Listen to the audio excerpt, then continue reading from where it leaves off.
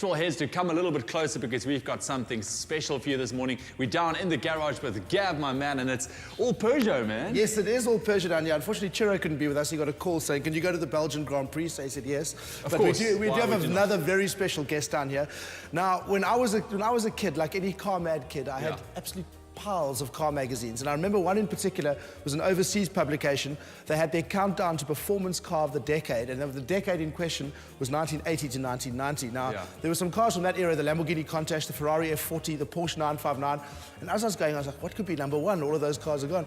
And it was this, the Peugeot 205 GTI, the original. Wow. And it is just an astonishingly iconic car. I mean, all over Europe, they sold absolute millions of these. And the thing with these cars is, it's not necessarily about how much power they have or about how quick they are. It's all about the feel and the power-to-weight ratio.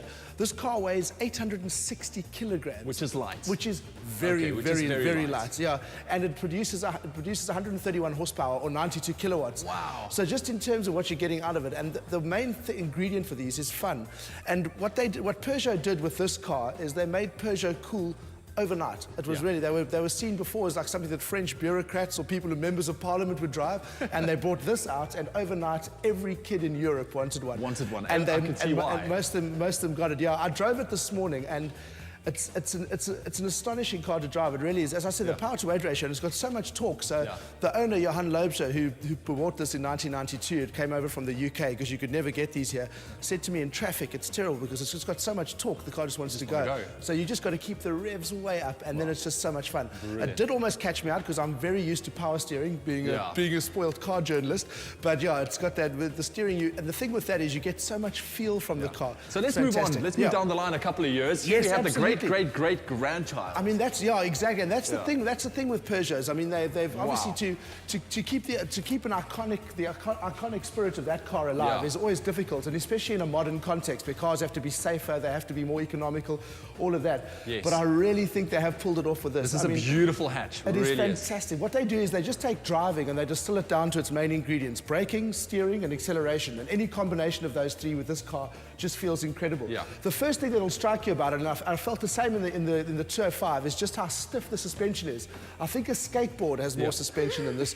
I mean, I went over a speed bump in it, and it feels like the car bunny hops, but I don't know if the camera can follow us in here, but what I really like about, obviously it's singing us a little tune here.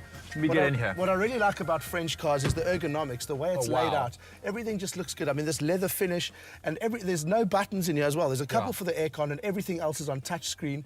And the great thing about this car is it comes standard with sat-nav and standard with park assist. Now, if you need park assist in a car this small, you should obviously re-look at your driver's license, but it always helps to know when you're going to hit something. But I mean, look at this. It is such a sporty feel. As soon as you climb in, I mean, the steering wheel, it's literally, you're sitting behind a racing car right Exactly. now. And the thing is with the steering wheel, talking about racing cars, it's such a tiny wheel, which you just don't get that much in cars anymore. Everything's visible. Your dials are so visible.